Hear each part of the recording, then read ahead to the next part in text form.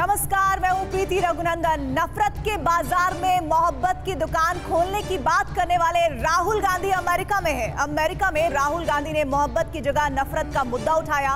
राहुल के मुताबिक भारत में नफरत बढ़ रही है, अल्पसंख्यकों के खिलाफ अत्याचार हो रहे हैं। अड़ी में आज का सवाल यही है कि क्या देश में नफरत बढ़ी है या नफरत के नाम पर राजनीति? क्या अल्पसंख्यकों पर अत्याचार हो रहा है या अल्पसंख्यकों के नाम पर सियासत? क्या राहुल गांधी ने अमेरिका की उस रिपोर्ट को अपना समर्थन दिया है जिसमें कहा गया था कि भारत में अल्पसंख्यकों के खिलाफ हिंसा बढ़ गई है? भारत पहले ही इस रिपोर्ट को खारिज कर चुका है। और इसी बीच एक बड़ी खबर भी आ रही है। बड़ी खबर ये कि सुबह राहुल गांधी ने कहा था कि भारत में मुस्लिमों पर अत्याचार हो रहे हैं और उन्हें परेशान किया जा रहा है। अब से थोड़ी देर पहले प्रधानमंत्री मोदी ने कहा है कि भारत के यशगान की वजह से विपक्ष परेशान है। विपक्ष को भारत का यशगान पच नहीं रहा है। प्रधानमंत्री मोदी ने कहा कि गरीब का बेटा आगे बढ़ रहा है, इससे विपक्ष को दिक्कत है। और आइए आपको पहले सुनाते हैं अमेरिका में राहुल गांधी का वो बयान जिस पर प्रधानमंत्री मोदी ने क्या कहा है, उसके बाद वो भी बयान आपको सुनवाएंगे। आइए सबसे पहले आपको अमेरिका में राहुल के बयान पर पीएम मोदी ने क्या कहा वो सुनवाते हैं। भाइयों और बहनों, घोर निराशा के इसी माहौल को 2014 में आपने एक वोट से विकास के विश्वास में बदल दिया। आज देखिए, पूरी दुनिया में भारत का यशगान हो रहा है। आज दुनिया के बड़े बड़े एक्सपर्ट्स ये बोल रहे हैं कि भारत अति गरीबी को समाप्त करने के बहुत निकट है। और अब राहुल गांधी का वो बयान भी सुन लीजिए जिसके जरिए पीएम मोदी ने आज उन पर निशाना साधा। As you know that Muslims have the security threat today. It was never before. The way we see today, like whenever we call and talk to anybody, it's like, kya ho raha hai yahan pe? What's going on? There are so many different laws which are getting implemented, which were not even implemented earlier. If it is just of the security, it's okay. But then if it goes on and on, like lynching, aap le lijiye, Musalman bachon ko jo hai, they are putting in the jails for the crimes which they have not committed. What strategy will you adopt, or what hope are you giving to Indian Muslims, which is going to change the whole thing back to the point where we were and get back to the normal stream to develop India? The best way for me to explain that is the line, Nafrat ke bazaar mein mohabbat ki dukaan. That is the best way I can say it, which is that it is felt most strongly by the Muslim community, okay, because it is done most directly to them. But in fact, it is being done to all minorities. I can guarantee you that the same way you are feeling attacked, I can guarantee you my Sikh brothers are feeling the same thing. I can guarantee you my Christian brothers are feeling the same, sisters are feeling the same thing, right? I can guarantee you the Dalit community is feeling the same thing, tribal communities feeling the same thing, right? In fact, anybody who is poor in India today, right, when he looks at the extreme wealth that a limited number of people have, in some way he feels the same thing that you feel, that what is going on?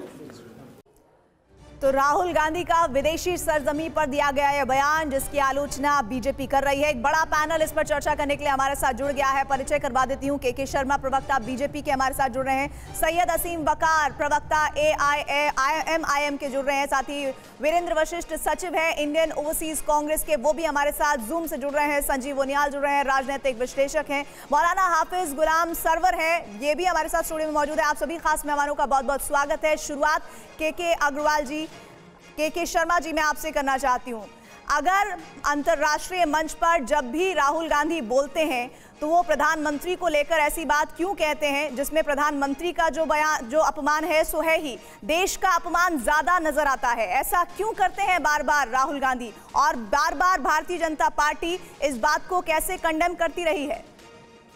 नहीं, बहुत स्पष्ट है। राहुल गांधी की जो मानसिकता है वो पूरा देश देख रहा है, और पिछले कई दिनों से, कोई ऐसा नहीं है, ये पहली बार नहीं हो रहा है, कि जब जब विदेश जाते हैं, विदेश जाने पर भारत को कैसे अपमानित किया जाए, ये इनकी प्राथमिकता होती है। अभी पिछली बार गए थे तो कहने लगे कि लोकतंत्र समाप्त हो गया है, अमेरिका को, यूरोप को, इनको जो है, रशिया को, सबको जो है इंटरफेरेंस करना चाहिए। तो इस तरह की जिसकी मानसिकता हो, उसके दिवालियापन पर क्या कहा जा सकता है? पर वो तो कहते हैं कि अल्पसंख्यकों के साथ अत्याचार हो रहा है। जी, मैं इस पे आ रहा हूँ, उसी अत्याचार पर आ रहा हूँ। दूसरी बात मैं ये कहना चाहता हूँ कि देखिए, इसकी मूल समस्या क्या है? मूल समस्या ये है कांग्रेस पार्टी और इस गांधी परिवार की, कि यह आज तक माननीय प्रधानमंत्री मोदी जी को देश का प्रधानमंत्री मान ही नहीं पाए हैं। इनको लगता है कि ये इस जगह कैसे आके बैठ गए, ये गरीब परिवार से निकल के एक व्यक्ति आज देश का नेतृत्व कैसे कर रहा है, क्योंकि ये तो हमारी बपौती है। भारत तो हमारे बाप दादाओं की बपौती रही है, यहाँ तो हम ही शासन कर सकते हैं और किसी को शासन जो है करने का अधिकार। वीरेंद्र वशिष्ठ जी, प्रधानमंत्री मोदी ने भी कह दिया है कि भारत का यशगान जब जब होता है तो विपक्ष परेशान हो जाता है। क्या यही बात है, जब भी अंतर्राष्ट्रीय मंच पर राहुल गांधी जाते हैं तो इस तरह की आलोचना करते हैं?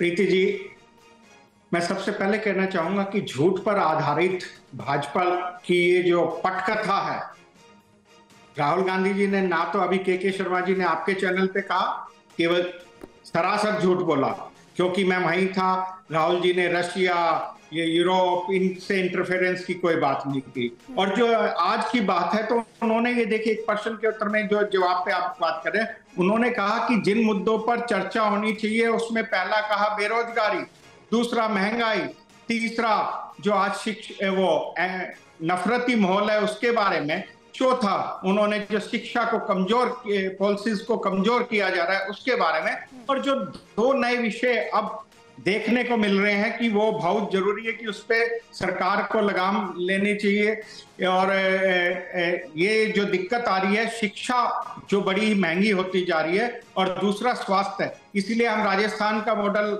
स्वास्थ्य के मामले में चिरंजीवी योजना लेके आए हैं, और दूसरा एजुकेशन के लिए हमने वहां पे महात्मा गांधी। पहले शुरुआत में सभी से लेना चाहती हूँ, संजीव उनियाल जी, नफरत के बाजार में मोहब्बत की दुकान खोलना, भारत में जब वो रहते हैं, ये बात करते हैं तो समझ आता है, विदेशी मंच पर जब जाते हैं वो इस बात को बार बार कहकर क्या साबित करना चाहते हैं? बहुत दर्द होता है, बहुत पीड़ा होती है जब 130-135 करोड़ लोग उस संसद का अनावरण करके अपने छाती पर एक चौड़ापन महसूस करते हैं, अपने सिर पर एक ताज महसूस करते हैं, तो लगभग उसके 2 या 3 दिन के बाद फॉरेन कंट्री में जाकर ऐसे नेशनलिस्ट पार्टी, जिसमें कभी जवाहरलाल नेहरू जब जाया करते थे तो उसकी गरिमा को बनाकर रखा करते थे पूरे संसार में, और इंदिरा गांधी जी लगातार अपोजिशन के लीडर्स को हमेशा स्पेस दिया करती थी, कभी इस तरह की बात प्रदेश में जाकर नहीं क्या करते थे। परंतु देखिए, उसी कड़ी में इस तरह की मानसिकता रखना, बचपना दिखाना, नो पॉलिटिकल मैच्योरिटी, ये पूरे देशवासियों को हिला देता है। सर, मैं आपको रोक रही हूँ, और उन्होंने कहा है कि अगर प्रधानमंत्री मोदी को भगवान के पास बैठा दिया जाए तो भगवान को वो बता देंगे कि ब्रह्मांड कैसे चलता है। राहुल गांधी का ये स्टेटमेंट पहले सुनाती हूँ, फिर चर्चा को आगे बढ़ाते हैं। That is the disease, that we have a group of people in India who are absolutely convinced that they know everything. In fact, I think they think maybe they know even more than God. they could sit down with God and have a conversation and explain to him, about what is going on. And of course, our Prime Minister is one such specimen. I think if you sat Modi ji down next to God, Modi ji would start explaining to God how the universe works. के शर्मा जी, आपका इस पर एक quick comment, फिर मैं सैयद असीम वकार के पास जाऊंगी।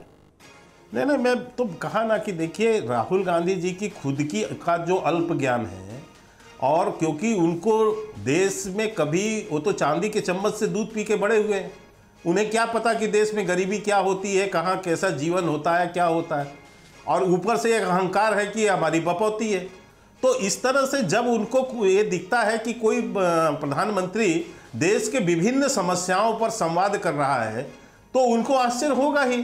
कभी वो अटल जी को भी सुने होते, अटल जी भी जो है सारे विषयों पर बोलते थे, कभी नरसिंह राव जी को भी सुने होते, लेकिन इनकी ना पढ़ाई या 11वीं पास जो है राहुल गांधी, इनकी समझ कितनी हो सकती है। और एक बात और कहता हूं, ताकि वकार साहब भी उस पर अपने जोड़ पाएंगे।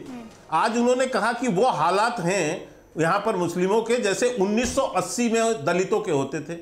मैं पूछना चाहता हूं प्रीति जी, 1980 में जो है उत्तर प्रदेश में विश्वनाथ प्रताप सिंह कांग्रेस के मुख्यमंत्री थे।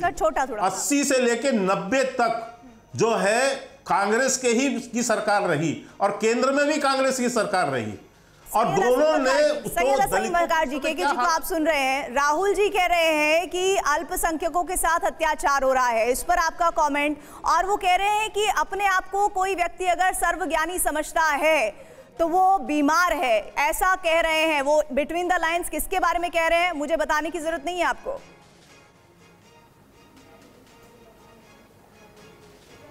देखिए, बहुत शुक्रिया आपका कि आपने मुझे अपने शो पे बुलाया। राहुल गांधी जी ने जो माइनॉरिटीज़ के लिए बात कही है कि मुसलमानों की हालात ठीक नहीं है, मुसलमान परेशान हैं, मुसलमान, उन्होंने कहा कि 80 में जो दलितों की हालत थे वही मुसलमानों की हालत है। राहुल गांधी जी दूध के धुले नहीं हैं। हम मुसलमान, मैं अपनी बात कर रहा हूँ, आसिम वकार, हमारे राष्ट्रीय अध्यक्ष जनाब असद ओवैसी साहब, हमारे फ्लोर लीडर जनाब अकबर ओवैसी साहब, हम तमाम बीजेपी का विरोध कर रहे हैं और करते रहेंगे।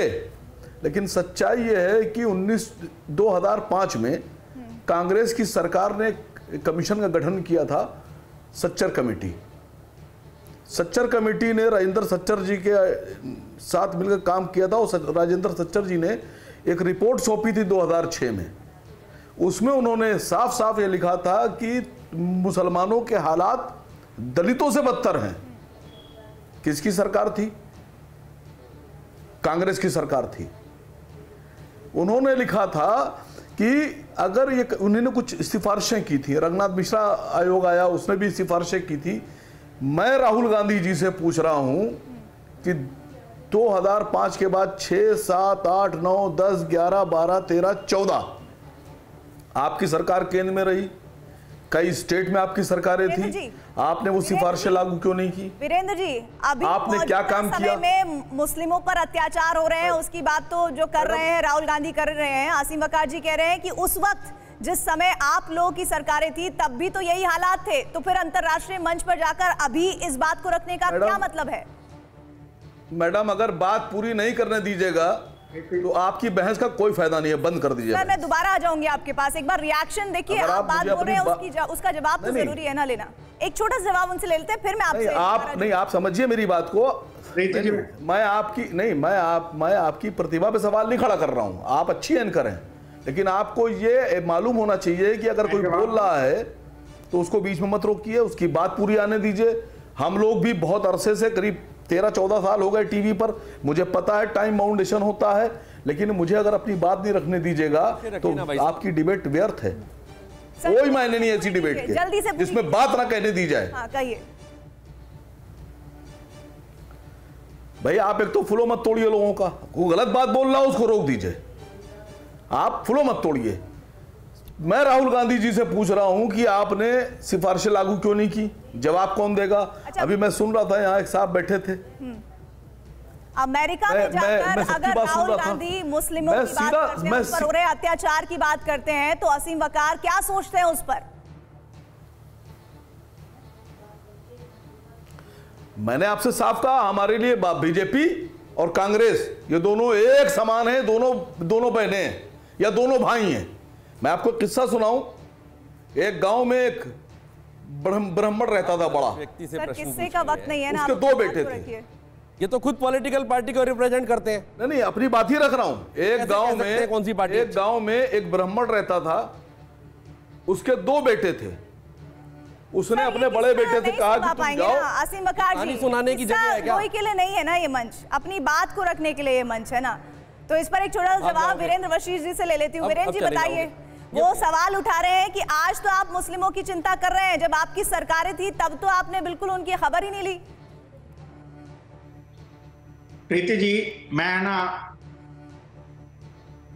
एक प्रश्न के उत्तर में एक भारत के प्रवासी भारतीय ने वहां एक प्रश्न पूछा कि जो हालात हैं उसके बारे में, तो उसका जवाब दे रहे थे राहुल जी, आपने शायद अच्छे से सुना नहीं। तो उसके जवाब में उन्होंने कहा जो आज है सभी माइनॉरिटी, आप जो मुस्लिम्स के हालात हैं, क्रिश्चियंस के भी वही हैं, सिख के भी वही हैं, और दलित आदिवासियों की जो स्थिति है उसके बारे में बात कहा। तो क्या जनाब को ये लगता है? सर मैंने पूरी बात उनकी ध्यान से सुनी है, उनके उन सवाल जवाबों को भी सुना है, लेकिन सवाल ये है कि अंतर्राष्ट्रीय मंच पर अमेरिका में, जहां पर पहले से एक रिपोर्ट जारी हुई है अल्पसंख्यकों को लेकर, जिसको भारत सरकार और तमाम लोग खारिज कर चुके हैं, उस जगह जाकर अगर उसी बात को राहुल गांधी एंडोर्स करते हैं तो इसका मतलब क्या समझा जाए? क्या ये देश का अपमान है या नहीं है आपकी नजर में? बिल्कुल नहीं। भारत का एक प्रवासी भारतीय किसी पर्सन को पूछे तो उसमें भारत का अपमान कैसे हो जाता है? हम अपने भारतीयों को जो प्रवासी हैं वहां, हम सब कहते हैं मोदी जी के समेत ये ब्रांड एम्बेसडर ऑफ इंडिया है, तो ब्रांड एम्बेसडर ऑफ इंडिया से बातचीत करना भारत का अपमान कैसे हो जाता है? मेरे को समझ में नहीं आता है। क्या मोदी जी को कोई इम्यूनिटी मिली हुई है? जवाब दीजिए। उनके खिलाफ कह रहे प्रवासी भारतीयों के सवालों का जवाब देना भी देश का अपमान कैसे है? मैं बताता हूँ अपमान कैसे है? फिर ये कमरे के अंदर बैठ के बातचीत हुई है क्या राहुल गांधी की? ये तो सार्वजनिक मंच से बोल रहे हैं और पूरा विश्व सुन रहा है इस बात को। इन्होंने सार्वजनिक मंच से बोल रहे थे ना, और पूरा विश्व इस बात को सुन रहा है। और मैं पूछना चाहता हूँ, ठीक ही तो पूछा है उन्होंने वकार साहब ने कि सच्चर कमेटी की रिपोर्ट आपके समय आई थी, 8-10 साल आप लेके बैठे रहे उस रिपोर्ट को। आपने उस समय क्या किया इनके लिए मुस्लिमों? और आप दलितों की बात कर रहे हैं, आप 80 की दशक का याद दिला रहे हैं। आपको सिख दंगा भूल गए? नरसंहार किया आपने, और बकायदा राजीव गांधी के ऊपर इसका आरोप है, नरसंहार किया गया यहाँ सिखों का, कत्लेआम कर दिया गया लोगों को, और कांग्रेसियों के उस्काने पर किया गया। क्या देश पूरा विश्व नहीं जानता इस बात को? ये लोगों की हत्या करवाने वाली पार्टी, ये भ्रष्टाचारी कांग्रेसी, ये आज वहां पर जाकर विदेश में आज इनको बर्दाश्त नहीं हो रहा है। आज जो है प्रधानमंत्री जी के जिस ढंग से सम्मान हो रहा है पूरे विश्व में, सारे बड़े बड़े देश जिस ढंग से प्रधानमंत्री जी का सम्मान कर रहे हैं, वहां पर जाके ये अपनी जो है अपमानित करने का काम कर रहे हैं। ये राहुल गांधी का जो है एक तरह का जो है सलग बन गया है, सगल बन गया है कि विदेश में जाओ और जाके भारत को कैसे बदनाम करो, क्योंकि इनके अंदर ये 11वीं पास जो व्यक्ति है, मतलब राहुल गांधी जो एक श्रद्धांजलि नहीं लिख सकते। बात थी जो प्रधानमंत्री देश ने देखा था कि आदमी सोचता है वो क्या हिंदुस्तान में कहीं मोबाइल उठाना पड़ा, देश का अपमान नहीं हुआ, देश का अपमान जब हुआ। मैं कहता हूँ कि ऐसा व्यक्ति जिसको देश का नहीं पता है। जिन अल्पसंख्यकों की बात हो रही है उनमें एक तबका हमारे साथ हमारे स्टूडियो में मौजूद है, मौलाना हाफिज गुलाम सरवर जी, जो मुस्लिम धर्मगुरु हैं। मुस्लिम धर्मगुरु होने के नाते उनकी किस तरह से फैन फॉलोइंग होगी, वो किस तरह से अपनी बातों को रखते होंगे, बहुत मायने हैं इस बात के। तो मौलाना हाफिज जी, आप ये बताइए कि अपने देश में रहकर अल्पसंख्यकों की बात करना ये वाजिब समझ आता है, लेकिन जब आप अमेरिका जैसी कंट्री में रहते हैं जहां पर इस तरह की तमाम ऐसी रिपोर्ट्स आती हैं जिसको भारत सरकार खारिज कर चुकी है अल्पसंख्यकों को लेकर, क्या ऐसा राहुल गांधी का कहना वहां पर कि अल्पसंख्यकों के साथ भारत में अत्याचार होता है सही मंच है? इसमें दो तरह की बात है। एक तो विपक्ष के नेता होने के नाते अगर उन्होंने कोई चिंता व्यक्त की है, चाहे वो विदेश की धरती पर किया हो या भारत की धरती पर, लोग तो वहाँ भी भारतीय ही हैं, ये एक अलग विषय है, तो उसके लिए तो उनको हम बधाई देंगे। लेकिन उन्होंने पूरे संबोधन में 1980 के ऊपर ये कहा कि 1980 में जो दलितों की स्थिति थी वहाँ आकर आज मुसलमान खड़े हैं। तो 2-3 सवाल राहुल गांधी जी, चूंकि विपक्ष के बड़े चेहरे हैं, उनसे भी है और बाकी राजनेताओं से भी कि 1980 से मुल्क के जब हालात खराब हुए, मुरादाबाद सबको याद होगा, वो दिन के उजाले में ईद के दिन ईद की नमाज मुसलमान पढ़ रहा है और पीएसी ने गोलियों से भून डाला। वो हाशिमपुरा, मेरठ, मलियाना, वो क्या कहते हैं, आगरा, कानपुर, वो तमाम, मैं 5 सेकंड में मैं ये चाहती हूं कि आप उनके प्रेजेंट जो कमेंट है उस पर रहें और उस पर बताएं कि क्या उनका ये कहना सही है। मैं बिल्कुल सब्जेक्ट पर आ रहा हूं। बहुत महत्वपूर्ण बात, दलितों की बात कर रहे हैं।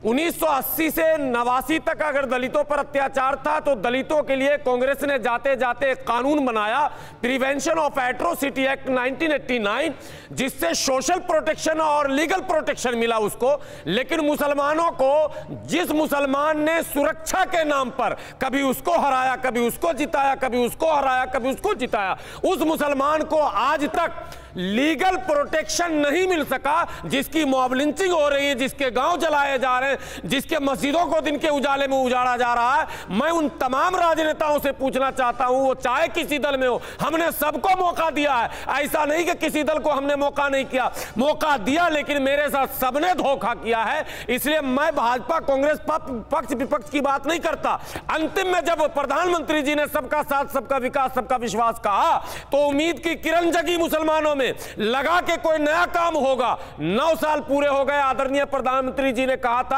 कि किसी को कुछ करा ना करा, कम से कम पसमानदा मुसलमानों को हम मुख्य धारा से जोड़ेंगे। फिर उम्मीद जगी। मैं आपके इतने बड़े चैनल के माध्यम से आदरणीय प्रधानमंत्री जी से मांग करता हूं कि कम से कम, तमाम पार्टियों ने तो वादे की झड़ी लगाई, कुछ नहीं किया। आप कम से कम एक प्रोटेक्शन जो अब तक लोग जबानी दे रहे थे, आप कानूनी दे दीजिए। राहुल गांधी का बयान, राहुल गांधी का बयान, राहुल जी का बयान, मैं एक बात दावे के साथ कह सकता हूं कि राजनीति में वो स्लिप कर गए हैं बोलते बोलते। अल्पसंख्यकों के ताल्लुक से जितनी बातें कही गई हैं, बॉल घूमकर वहीं जा रहा है। चूंकि देश में जितने दंगे फसाद हुए हैं और मुसलमानों को, जो आज मुसलमान जो बैक फुट पर है, या मुसलमान के बारे में आपने रंगनाथ मिश्रा कमीशन की बात हुई, स्ट्रक्चर कमेटी की बात हुई, कुंडू कमीशन की बात हुई, किसी रिपोर्ट पर और दंगे पर, 2 सेकंड, दंगे के ऊपर जितने भी कमीशन बनाए गए, चाहे वो कृष्णा कमीशन हो, चाहे भागलपुर दंगे के ऊपर, कहीं किसी पर कोई कार्रवाई नहीं हुई। तब कांग्रेस ही शासन सत्ता कह रहे हैं कि राहुल गांधी से स्लिप ऑफ टंग हो गया है। आज के उनके, क्योंकि यहाँ अभी आज के उनके संबोधन में और उसके बाद सवाल जवाब में असली इश्यू क्या रखे गए कि जिन पे चर्चा नहीं कर रही है सरकार। पहला, बेरोजगारी, दूसरा महंगाई, तीसरा नफरती माहौल, बेरोजगारी में मुसलमान कहां से आ गया, कि शिक्षा का देश का इशू है। आप सवाल नहीं सुन रहे हैं। बेरोजगारी, मौलाना साहब ने सवाल किया, उसका जवाब दीजिए। पिछड़ा अलग लगे तो ये कौन सी बेरोजगारी है? और जो लास्ट में उन्होंने जो स्वास्थ्य का लाभ नहीं मिल पा रहा है लोगों को, कि उसके बारे में बात की कि हमें इस पे चर्चा करनी चाहिए। पार्लियामेंट में संवाद खत्म हो चुका है। के शर्मा जी या कोई भी मेरे को बता दे कि पार्लियामेंट्री स्टैंडिंग कमेटी में कितने कानूनों पर डिस्कशन हुआ। और पहले अखबार में, वीरेंद्र जी मेरी बात सुनिए, एक मिनट में बात सुनिए। जिन बातों पर राहुल गांधी ने बात रखी, हम उन सभी बातों को बता रहे हैं, दिखा रहे हैं, लेकिन क्या आप ये तय करेंगे कि हम चर्चा किस बात पर करेंगे? जो बात मौलाना साहब कह रहे हैं, मौलाना साहब जो कह रहे हैं वो ये कह रहे हैं कि मुसलमानों को हमेशा इस्तेमाल किया गया है कांग्रेस शासन में। हमने प्रत्येक व्यक्ति, हर भारतीय को भारतीय संविधान के साथ ताकत दी है, क्योंकि भारत का संविधान ही हम सबकी रक्षा करता है, भारतीयों की रक्षा करने का। और जहां तक बात है कि शिक्षा, स्वास्थ्य, सुरक्षा हमेशा ही कांग्रेस के मुख्य एजेंडे में रही है। और जहां तक बात है कि 2004 से लेके 14 तक के शासन में लोगों की खरीद करने की ताकत बढ़ी थी, लोगों का व्यवहार अच्छा था, लोगों की शिक्षा के संस्थान रोज रोज नए बन रहे थे। आज उसकी बात है कि किसी की वेशभूषा को देख के, किसी के तरीके के रहने को देखकर प्रधानमंत्री और जवाब दूसरे दीजिए। ड्रेस से पहचान लेते हैं, वो माहौल नहीं था। वीरेंद्र जी की आज बात एक का व्यक्ति भी डरता है और माइनॉरिटी का, जो मौलाना साहब जो कह रहे माहौल हैं हो उस गया। बात की जवाब, उसका भी जवाब दीजिए कि सरकारें चाहे बदलती रही हो लेकिन अल्पसंख्यकों के हाल नहीं बदले हैं। नफरत छोड़ो। मैं मौलाना साहब का एक जवाब केवल बहुत शॉर्ट। मोदी जी मन की बात करते हैं, अब इनको बंद करा दीजिए, जन की बात इनको कहिए प्रवचन देने की शर्मा जगह जी क्या नहीं। कहना चाह रहे या तो वीरेंद्र जी, फैक्ट्स सुनिए। कुछ फैक्ट्स लेके बात किया करें। देखिए, मैं मौलाना साहब को केवल बहुत विनम्रता से कहना चाहता हूँ, उन्होंने खुद कहा हमने सबको जिताया, हमने कभी इनको वोट दिया, कभी उनको वोट दिया, कभी उनको वोट दिया। आप अपने आप को खुद वोट बैंक बना लिए, आपने अपने आप को वोट बैंक बनवाया, फतवा जारी करवा करवा के वोट आपने दिलवाए। तो आप ये कमी आपकी है मौलाना साहब कि आपने अपनी जमात को वोट बैंक का हिस्सा बनवा दिया। कानून हमारे लिए सुरक्षा सुन लीजिए, मेरी बात सुनिए, अब मेरी बात सुन लीजिए, मैं आपके बीच नहीं बोला था, मैं शांति से। तो मैं ये कमी आपकी है, आप जैसे जो धार्मिक गुरु हैं उनकी है, जो फतवा जारी कर करके वोट डलवाते थे कि कांग्रेस को वोट दो, सपा को वोट दो, इसको वोट दो, भाजपा को हरा दो। लेकिन फिर भी हमने जब आए 2014 से, तो मैं आपको आंकड़े बता देता हूं, आज यदि पक्के मकान 4 करोड़ बने हैं तो उसमें भी मुसलमानों के मकान बने। हम तो राहुल गांधी जी से भी यही कह रहे हैं कि विकास समुचित होगा, उसमें हिंदू मुस्लिम नहीं होगा। लेकिन जो असुरक्षा का मुद्दा उठाया राहुल गांधी जी ने, मैं उनसे भी कहता हूं और आपसे भी कहता हूं। शर्मा जी एक सेकंड रुकिए सर, एक सेकंड रुकिए। शर्मा जी इस बात का जवाब दीजिए, जब वो वहां जाकर अमेरिका में जाकर भारत से जुड़े मुद्दों को उठाते हैं तो फिर ये देश का अपमान भारतीय जनता पार्टी को क्यों लगता है? इसलिए लगता है ना कि आप भारत में रह के तो ये बात करते नहीं है। आप विदेश में जाके जब आपको पता है कि उसी अमेरिका के राष्ट्रपति जो है माननीय प्रधानमंत्री जी की ऑटोग्राफ लेने की बात करते हैं, ऑस्ट्रेलिया का जो प्रधानमंत्री है वो कहता है कि बिग बॉस, और आज जिस ढंग से अभी ये जो यात्रा पूरी हुई है माननीय प्रधानमंत्री जी की 5 दिन की, आप देखिए पूरा विश्व जो है उन्हें हाथों हाथ ले रहा है, उनकी लोकप्रियता के गीत गा रहा है। ऐसे समय पर आपको ये दर्द कि आप जाते हैं और विदेश में जाकर जो है उसी माननीय, ठीक है आप प्रधानमंत्री जी से आपका बैर हो सकता है, मोदी जी को 100 से ज्यादा गाली दे चुकी है कांग्रेस पार्टी, वो आगे भी देती रहेगी, हमें पता है। अभी तो इनके बहुत नीचे स्तर, निम्न स्तर को भी हमें देखना है, पूरा देश देखेगा किस तरह से अपमानित करेंगे।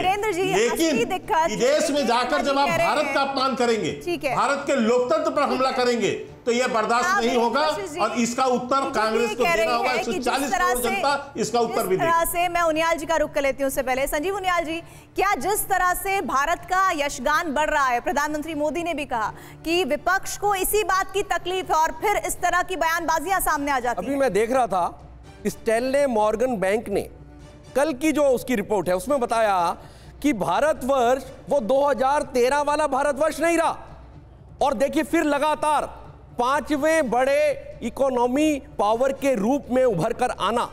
और ये कहना राहुल जी का, मुझे लगता है कि इस तरह की बातें बिल्कुल ऐसा ही लगता है कि ये जब भी भारतवर्ष आगे बढ़ रहा होता है, दिन दूनी रात चौगुनी उन्नति कर रहा है, तो इनको एक दर्द रहता है, एक टीज रहती है। और वो जो आपने गॉड वाला वो बयान सुनवाया, उससे तो क्लियर कट ये नजर आता है कि इनके मन में एक बहुत ही विशाल हृदय वाली छवि नरेंद्र मोदी जी की है। राहुल गांधी के मन में एक इंफीरियरिटी कॉम्प्लेक्स घर बैठ चुका है इस परिवार के बीच में। इस परिवार से मेरा मतलब सिर्फ ये गांधी परिवार नहीं, पूरा कुटुंब जो कांग्रेस का है, वो नरेंद्र मोदी की शख्सियत से घबराहट पैदा हो गई उनको, और उसको भगवान से मिला कॉम्प्लेक्स हो गया है कांग्रेस पार्टी को मोदी, प्रधानमंत्री मोदी से। बिल्कुल ठीक कह रही हैं, ऐसा महसूस होने लगा है। प्रीति जी, माननीय प्रधानमंत्री जी ने जब कर्नाटक के चुनाव में विकास की भी कोई बात ना कर पाए, तो केवल एक दल पर और उन राहुल जी की बात करिए लोगों के खिलाफ। मेरी बात होने दे, मैं आपके बीच में नहीं बोला। लोग सुनना चाह रहे हैं राहुल के बारे में क्या कहते हो, विदेश में जो बेइज्जती कर रहे हैं, तो हमारी इंसल्ट हो रही है भारत की बात को, और मैं बता रहा हूं लोगों को। तो कर्नाटक के लोगों के पास केमिस्ट्री का जवाब दे रहे हैं, बजाय धर्म के नारे लगवाकर वोट मांगने की बात करी, और फिर भी कर्नाटक के लोगों तुम ना इधर उधर की बात कर, बता कारवा क्यों लूटा, क्यों राहुल जी ने हमारी बेइज्जती की, क्यों हमारी इंसल्ट करी 130 करोड़ लोगों की, कारवा क्यों लूटा, इसका जवाब दीजिए। जिस प्रकार से माहौल बनाया जा रहा है ना, ये मत, इस बात का जवाब दीजिए, सुन लीजिए, सच्चाई सुन लीजिए आप। राहुल गांधी ने फॉरेन कंट्री जाकर विदेश भूमि पर भारतवर्ष की क्यों इंसल्ट करी? कर्नाटक की जनता ने डेरोगेटरी बातें करी, इसका जवाब दीजिए। जो आज का ये विषय है, उनको कहा कि जैसे उनका आशीर्वाद भगवान हो, वो पढ़ के आए और रट के आए, उन्हीं को पढ़ के सुनाते रहते हो। अरे वही हिंदी में से पढ़कर उसे पढ़ के सुनाए जा रहे लोगों की बात सुनिए, राहुल गांधी जी की बात करिए, काम चलेगा। ये रास्ता हार चुके हैं पहले ही, वो फैसला कर ले, पहले ही हार चुके। इसलिए कहा गया कि एक व्यक्ति ना अर्थशास्त्रियों से बात करता है, नोटबंदी कर देता है, फिर लोगों को जो तकलीफ होती है, अब 7 साल अपना ही अब क्या बोल रहे हैं आप? वशिष्ठ से एक सवाल अगर अनुमति दें आप तो मैं करूं। वीरेंद्र जी, और जो हालात कर दिए हैं, नाले से मेरी बात सुनिए। देखिए, आप जो ये बात कह रहे हैं, कर्नाटक चुनाव कांग्रेस पार्टी ने जीता, अपने एजेंडे के साथ जीता, इसकी उसको कई बार बधाइयां दी गई हैं आने वाले वक्त में, और उसको इसका बेनिफिट होगा नहीं होगा ये वक्त तय करेगा। कर्नाटक की जीत पर कांग्रेस पार्टी के किसी को शक शुबा नहीं है, लेकिन सवाल सर यहाँ पर यह है, एक सेकंड सुनिए सर, भारतीय जनता पार्टी को ऐसा लगता है कि पूरी की पूरी जो कांग्रेस पार्टी है उसे कॉम्प्लेक्स है प्रधानमंत्री मोदी से, और इसी वजह से जहां जहां जब जब मौका मिलता है, खास तौर पर राहुल गांधी को अंतर्राष्ट्रीय मंच पर, तो वो इस तरह की बयानबाजी करते हैं और यहां पर बीजेपी उस मुद्दे को लपक लेती है। क्या ऐसा तो नहीं है कि कांग्रेस पार्टी जब भी राहुल गांधी के विदेश दौरे पर जाते हैं राहुल गांधी, तो एक सेल्फ गोल कर देती है? देखिए, अभी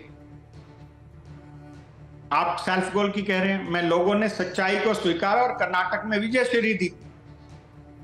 राहुल गांधी सच बोल रहे हैं, जो माहौल है आज देश में उसके बारे में तो बोला है। सर, आप भी जानते हैं कि दक्षिण भारत की बेरोजगारी नहीं है, और उत्तर भारत की राजनीति में बहुत फर्क है, ये आप बहुत अच्छे से जानते हैं सर, ये मुझे आपको बताने की जरूरत नहीं है। लेकिन मैं एक बार फिर से राहुल गांधी की बयानबाजी पर आपका जवाब चाहती हूँ।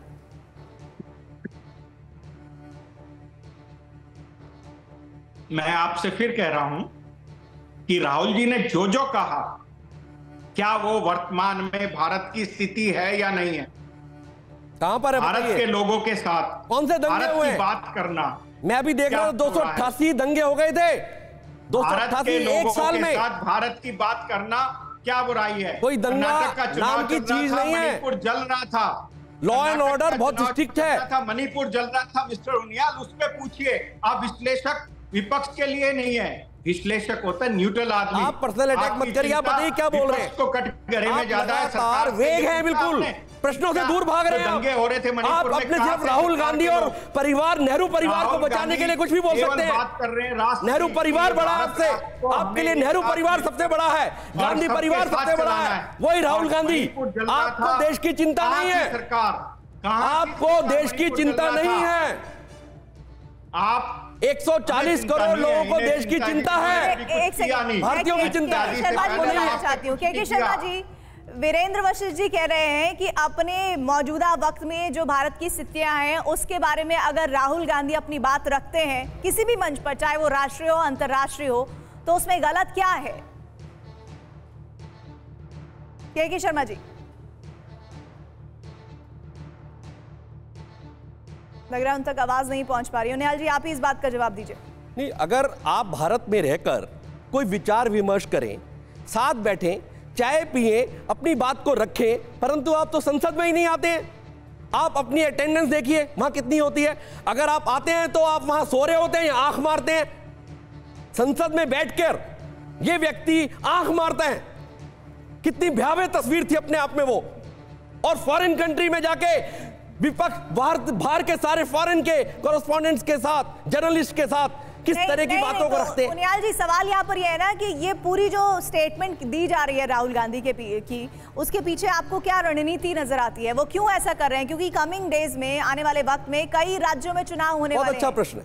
मुझे लगता है प्रीति, जब आप अपने देश में कुछ नहीं कर पाते हैं, जब आप अपने परिवार में कुछ नहीं कर पाते हैं, अपने स्टेट में कुछ नहीं कर पाते हैं, अपनी मातृभूमि से आपको सौंधी सौंधी सुगंध नहीं आती है, तो आप बाहर जाकर उसको बदनाम करना चाहते हैं, क्योंकि रूट लेवल पर आपका कार्यकर्ता नहीं होता, संगठन बहुत बड़ा जीरो हो गया होता है। G23 के बहुत सारे बड़े बड़े नेता, गुलाम नबी इस पर कांग्रेस जवाब दे, उससे पहले मेरा एक आपसे काउंटर क्वेश्चन है, वो ये कि भारत जोड़ो यात्रा या कर्नाटक चुनाव के नतीजों से पहले आप ये बात बोलते तो शायद कांग्रेस पार्टी इस बात को मान लेती, अब शायद वो ना माने। क्या पूछा आपने? जो आपने कहा ना कि जब अपने ही देश में जगह नहीं मिलती, अपने ही राज्यों में चुनाव जीत नहीं पाते हैं, अपने ही संसद में वो नजर नहीं आते हैं, तब वो विदेशी सरजमी को तलाशते हैं अपने बयान को रखने के लिए। देखो प्रीति, मैं न्यूट्रली ये बात जरूर कहूंगा, कांग्रेस ने करवट ली है, कांग्रेस खड़ी हुई है और उसके लिए उनको बधाई देनी चाहिए। संगठनात्मक रूप पर थोड़ा सा खड़ी हुई है कांग्रेस, रीजनल पार्टीज को बिल्कुल उनके सामने नतमस्तक हो जाया करती थी, परंतु इसका मतलब ये नहीं है, मैं विषय कुछ और कह रहा हूं आपको, कि आप फॉरेन कंट्री में जाके हमारे 140 करोड़ लोगों की जो गरिमा है, आस्था है, उसको आप धाराशाही कर दें एक झटके में। सिर्फ इतना ही आपसे विनती है। हम वीरेन जी, आप तो अग्री करेंगे आप उनियाल जी की बात से। चर्चा करने में क्या दिक्कत है? हाँ, यही आपसे यही करना है। जवाब सुन लीजिए, ब्रांड एम्बेसडर कहा जाता है ना एनआरआई को, ब्रांड एम्बेसडर कहा जाता है ना एनआरआई को। करना कोई आपत्ति की बात नहीं है। उनसे इन्वेस्टमेंट के लिए तो जाओगे उनके पास, पर वो जो चाहते हैं उनकी बात सुनने में क्या दिक्कत है? मन की बात खत्म होगी, अब जन जन की बात सुनी जाएगी। भारतीय जन हिंदुस्तान में आपने क्या कहा? इन्वेस्टमेंट के लिए तो जाओगे उनसे बात करने, लेकिन जब अपनी बात, क्या आपने कहा? दोबारा दोहराइए जरा। मैं ये कह रहा हूं कि भारतीयों से बात करने में, भारतीयों को ब्रांड एम्बेसडर कहा जा रहा है एनआरआईज को, तो एनआरआईज किसी मुद्दे को उठा रहे हैं, उनसे चर्चा करने में दिक्कत क्या है? कैसे भारत का क्या भारतीयों से बात करना? नहीं, आप ये कह रहे हैं कि एनआरआईज की तरफ से मुद्दा उठाया गया कि भारत में अल्पसंख्यक दुबई में हो, कहीं भी हो, भारतीयों से, ये आप कहना चाह रहे हैं? आप ये कहना चाह रहे हैं? कोई दिक्कत नहीं यार, इसमें कहीं भी देश का अपमान नहीं होता। हम ये कह रहे हैं भारतीयों से चर्चा। क्या जब मोदी जी जाते थे विदेश में क्या क्या कहते थे? मैं रिपीट करूं क्या? जिस प्रकार से उन्होंने कहा था, वो भारत का अपमान नहीं लगा इन्हें? आज बड़ी चिंता हो रही है। मौलाना हाफिज जी, एक कमेंट आपका भी, इन दोनों ही दलों के बीच आपकी राय। देखिए, मेरा एकदम स्पष्ट मानना है कि विदेश की धरती पर जो भारतीय रहते हैं, ग्लोबलाइजेशन का जमाना है, प्रधानमंत्री जी भी जाते हैं तो बात करते हैं, विपक्ष के नेता होने के नाते राहुल गांधी जी को भी जाना चाहिए। केजरीवाल जी चुनाव के समय में गए थे, चंदा भी करके लाए थे, ये आपत्ति की बात नहीं है। इशू ये है कि जब आप वहां विदेश की धरती पर, कम से कम ये तो माना जाए कि अमेरिका जैसे देश में जो भी हमारे एनआरआई होंगे, हमारे भारतीय, वो तो कम से कम धर्म की लड़ाई नहीं लड़ रहे होंगे। के शर्मा जी के बीच भी अगर आप धर्म की बात करते हैं तो ये आपत्तिजनक बात है। विदेशी सरजमी पर धर्म की बात को लाना, क्या इशारा है कांग्रेस पार्टी का? के शर्मा जी, जो शक्ति विश्व में बढ़ रही है, जो माननीय प्रधानमंत्री जी की लोकप्रियता बढ़ रही है और भारत जो है एक महाशक्ति के रूप में उभर रहा है, तो विश्व के अंदर एक षड्यंत्र भी है जो विश्व राजनीति की होती है, और राहुल गांधी और कांग्रेस पार्टी उस षड्यंत्र के टूल किट के हिस्से बने हुए। और मैं इसके बात को दावे से कहता हूँ, आपके चैनल में बहुत महत्वपूर्ण बात कहने का, आपको ध्यान होगा कि इसी कांग्रेस पार्टी का और चीन की सरकार का टैक्स हुआ। सर बहुत बहुत शुक्रिया, मेरे पास समय की कमी है। आप सभी खास मेहमानों का बहुत बहुत शुक्रिया। आज अड़ी में बस इतना ही, बाकी खबरों के लिए आप बने रहिए TV9 भारतवर्ष के साथ।